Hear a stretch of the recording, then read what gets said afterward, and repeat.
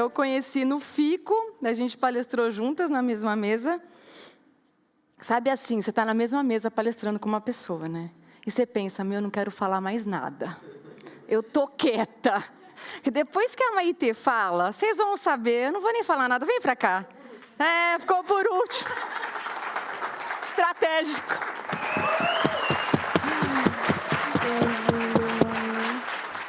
Oi, tudo bem?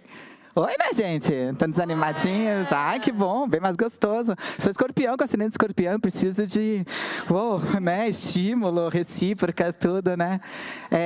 Quantas pessoas aqui já viram eu ou falando, ou já viram alguma coisa sobre mim, só para mim saber?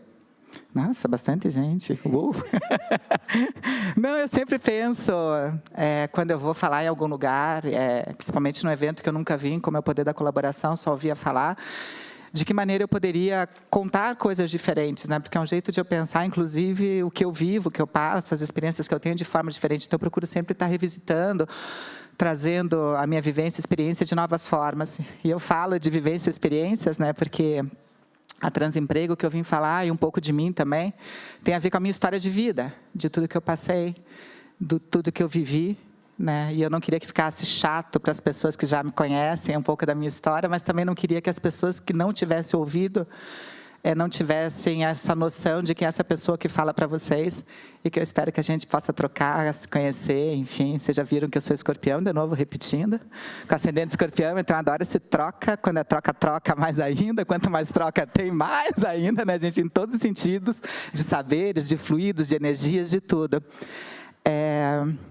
Minha história está muito presa ao que eu sou por conta de tudo que eu passei um pouco na vida. E desde cedo eu soube que iria ser um problema, um assunto que está muito na moda hoje em dia, que é a tal diversidade. Depois de sustentabilidade, que foi um grande período durante muito tempo, que eu espero que nunca mais seja esquecido, que esteja já no DNA incorporado da gente, diversidade é o novo modismo, principalmente do universo corporativo.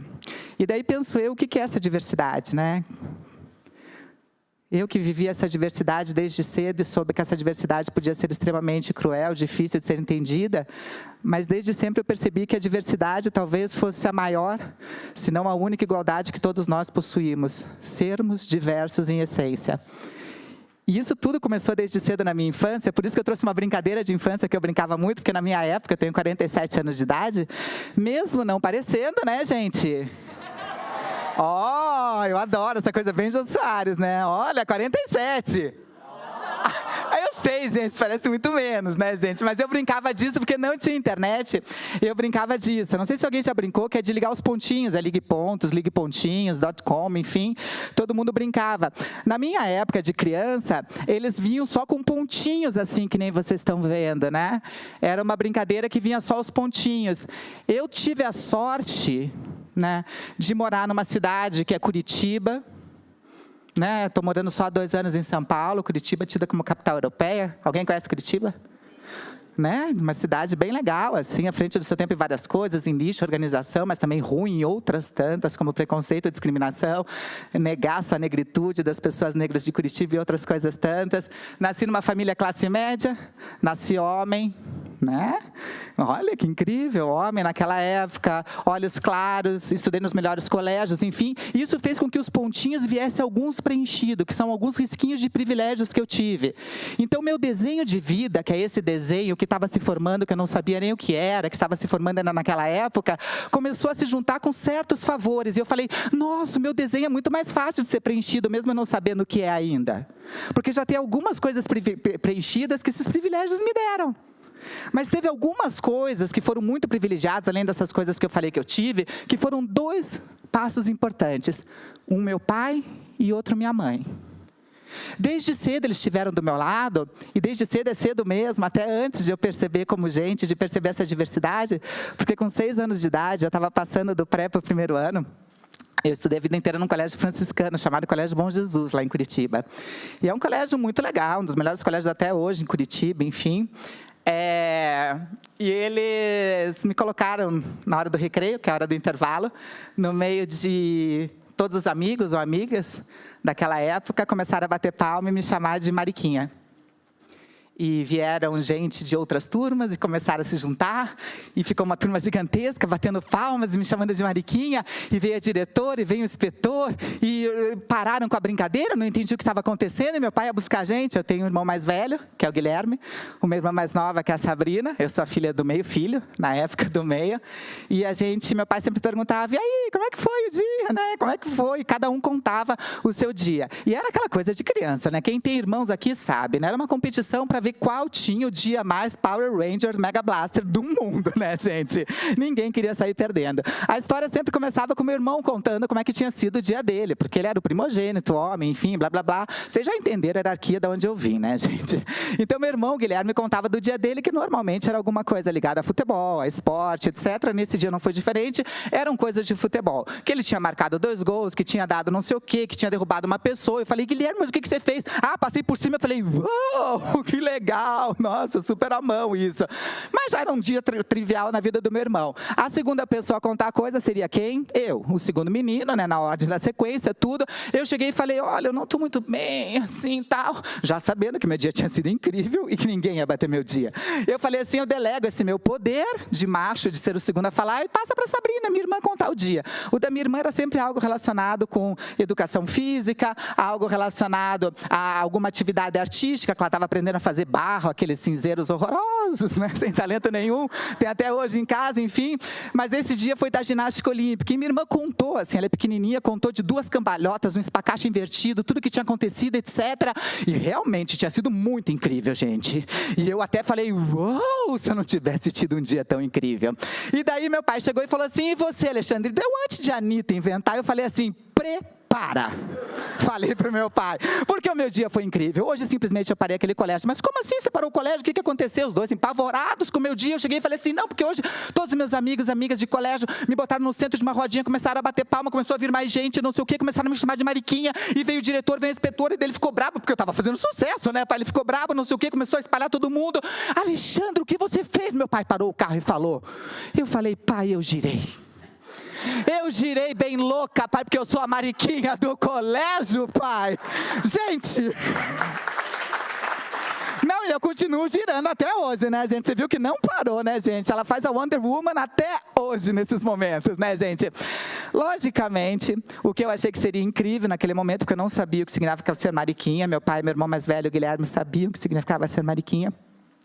E eles me disseram que não era um título, que era uma avacalhação, etc. A única que achava que era um título era a minha irmã mais nova, que falou assim, nossa, o que eu faço para ser Mariquinha? Eu falei, gente, que louca, tem alguém mais perturbada que eu. Não é possível um negócio desse. A partir desse momento, logicamente, a minha estrutura começou a ficar totalmente desengonçada, e eu percebi nesse momento que diversidade era uma coisa muito ruim, ou trabalhada de maneira muito negativa, pejorativa, não só com seus amigos, com professores, com família, etc. Mas, ao mesmo tempo, que nem eu disse, eu tive meu pai e minha mãe que deram toda essa aporte para mim. E eu tive a sorte de unir na minha vida vários desses pontinhos aqui, que são os numerozinhos. E esses pontinhos, que foram esses links, porque eu não sabia, quando eu estava ali só com meus pais, para onde que eu sigo para terminar esse meu desenho, para fazer com que tudo funcione. E esses pontinhos foram as amizades que eu fui fazendo. E eram tão poucas as amizades que eu podia contar no máximo 10 mesmo. Mas eu tinha certeza que eram verdadeiras, porque eram pessoas que gostavam de mim, da maneira que eu era, dentro da loucura do que eu tinha, porque com 14, 16 anos de idade eu tentei 2 vezes o suicídio, por tipo, não está dando certo. E essas pessoas foram se aproximando de mim. Às vezes eram terapeutas, que eu faço até hoje, às vezes eram amiguinhos, que eu fazia trabalho, e eram os nerds que também eram discriminados da faculdade. Era o único amigo negro que estudava no Colégio Bom Jesus junto comigo, e que sempre ficava no final, sem ninguém fazer trabalho, eu me juntava com ele, porque também ninguém queria fazer trabalho comigo. E eu comecei a conhecer outras diversidades, pessoas vulneráveis que estavam fora desse processo societário. Através desses links, eu falei, meu Deus do céu, que pessoa privilegiada que eu sou. Eu estou perto de construir o grande desenho da minha vida. E comecei, lógico, como toda criança, a olhar para a volta. E o desenho em volta me mostrou. Nossa, e sempre o mundo está mostrando para a gente coisas em volta. Porque quando você está bem com você, o mundo começa a te dar sinais de que você está no caminho certo. Que você está no caminho certo, que as tuas escolhas não estão erradas, que você não é essa pessoa suja, maldita, essa pessoa que não tem dignidade para viver, que você pode sim seguir o teu sonho, seja qual for, desde que você não fuja daquela única coisa que você pode ser, que é você mesmo. E eu fui fazer isso. Eu olhei os sinais que a vida deu por um tempo, não, né? Porque a vida dava esses alertas e eu falava assim, ai meu Deus, para de querer. Você está querendo me enganar com isso. Sabe aqueles sinais que a vida manda pra gente e a gente finge que não ouve? Ou tipo, isso é besteira, coisa da minha cabeça. Eu fiz muito isso de não ouvir, de não acreditar na minha sensibilidade, de não acreditar no que a vida estava me dizendo. Porque a vida inteira eu fui acreditada, me fizeram acreditar que isso não era importante, que o que eu sentia não era verdadeiro, que eu era louca, que realmente eu não merecia acreditar no meu sonho de construir as ligações dos meus pontos. Mas quando eu comecei a acreditar e ela me mostrou, este lado é para baixo, eu mais do que magicamente, ai, desliguei. Mentira, né? A louca. Não sei o que aconteceu. Eu apertei qual? Ai, gente, isso é a vida dizendo, ó, dá para continuar, ó. Eu magicamente virei para baixo, né, gente? E daí eu falei, nossa, agora tá super fácil, agora eu já sei o que é esses pontos na minha vida. Alguma pessoa já sabe o que é? Qual que era o desenho da minha vida, gente? Não, guarda para vocês, não estraga a brincadeirinha do amigo nem do ladinho. Quem já sabe o que é? Qual que é a ligação da minha vida? Nossa, ó, já tem umas pessoas, aqui embaixo poucas. Não. Eu comecei a juntar os pontos, mas eu não sabia desenhar e falei, mas para juntar pontos a gente não precisa saber desenhar, basta querer unir esses pontos e ter vontade para isso. Uou! Eu falei, que incrível! É um mago, só que está todo preto, eu não conseguia desenhar nada disso. E quando eu fui percebendo, eu falei, não, é um super sorvete. Eu me dei direito de construir, em vez de retas curvas, em vez de bom e mal, achar as minhas próprias definições. Eu não me permiti mais ficar naquele lugar que era o quente, que era o frio. Eu não queria o morno na minha vida, eu estava cansada do talvez. Eu preferia muito mais ficar no não e ir para o sim do que tipo, não sei, talvez. Eu não gosto do lugar morno, do lugar da zona do conforto, do lugar que deixa a gente sem projetar para frente. Eu prefiro muitas vezes levar uma tropeçada, sabe, quando você finca o pé numa pedra, porque essa talvez te impulsione um pouco para frente quando você for derrubado. Agora, aquela zona de conforto de um lugar onde não tem pedras nem nada e você fica naquela mesmice, é um lugar que hoje em dia não me convence. Comecei, logicamente, a desenhar, aumentei meu desenho, comecei a fazer mais coisas, criei junto com várias amigas que eu falei dos links que eu fiz, e 4 são importantes, eu trago até hoje, que é a Márcia Rocha, Laerte Coutinho, Letícia Lanz, que são super importantes, e fundamos, há 13 anos atrás, a ABRAT, Associação Brasileira de Transgêneros, para discutir educação para pessoas trans, que a gente sabia que era um grande déficit, uma grande mácula que existia com pessoas transgêneros que eram abandonadas, primeiramente por suas famílias, depois eram abandonadas nas escolas, e muitas vezes a prostituição assumir esse cargo, que é a função de 90% de pessoas trans que vivem de prostituição ainda no Brasil, e muitas vezes não por escolha, como vocês devem saber. Junto com Márcia, junto com Laerte e junto com Letícia Lanz, a gente funda, há 5 anos atrás, a Transemprego para falar de empregabilidade no universo corporativo. Em 5 anos, a gente foi de 3 empresas para 322 empresas unidas. A maior empregadora de pessoas trans é a Atento. A maior empregadora de pessoas trans que existe é a Atento, parceira nossa há 5 anos, que de 80 mil funcionários só no Brasil, emprega 1.300 pessoas transgêneras. A CEA abriu vagas recentemente, no primeiro ano abriu 80 vagas com a gente, ano passado 1.000 vagas para pessoas transgêneras, vocês devem ter visto através do Transemprego. Enfim, já são milhares de pessoas, milhares de empresas. É um projeto social totalmente gratuito que a gente faz e que a gente espera em 10 anos acabar, com a ajuda, logicamente, de vocês divulgando esse nosso projeto, divulgando o nosso banco de dados para que as coisas verdadeiramente aconteçam. Além de pessoas especiais, a gente se juntou a marcas especiais, porque a gente não faz nada sozinha e a gente esquece que marcas são feitas por pessoas, assim como o Estado é feito por pessoas. Não é do nada que surgiu o Estado criou de bonito lá em cima e pessoas começaram a se agregar ao Estado. Não é do nada que uma marca é sucesso e do nada essa marca vai agregando pessoas. Pessoas se juntaram e pensaram nessa marca, tanto para fazer essa marca quanto para vender essa marca. Quando a gente consome uma marca ou um produto, a gente consome muitas vezes mais do que um bom produto. A gente pega uma ideologia, a gente pega realmente uma marca que diga aquilo que a gente vem. Isso é um consumidor inteligente. Dentro da Transemprego, a gente fez isso, e logicamente, como desenho é meu, eu faço o que eu quero e uno os pontos da maneira que eu gostaria. A gente teve, logicamente, aí o Ben Jerry's, né? Que é o sorvete que eu mais gosto, né? Não sou garota propaganda deles ainda, mas quem sabe a partir de hoje eu seja, né, Rô? A garota propaganda do Ben Jerry's. E aqui já desliguei de novo, que não podia fazer.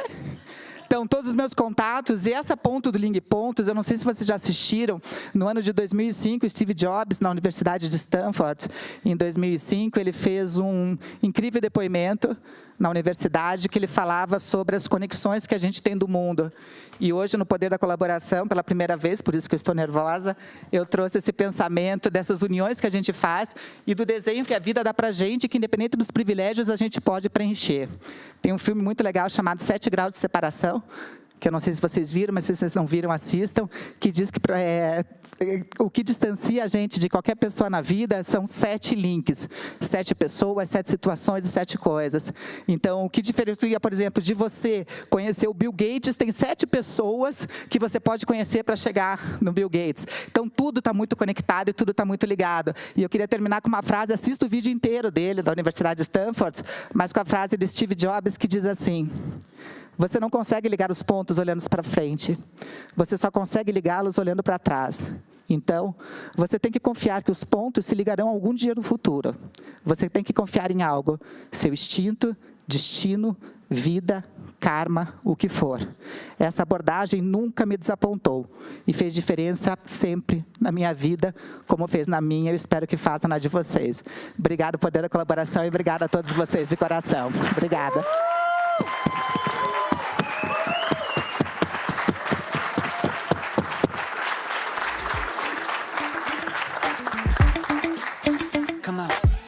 Porque eu tenho certeza que aonde quer que ela esteja, ela está muito feliz que vocês vão testar essas receitas.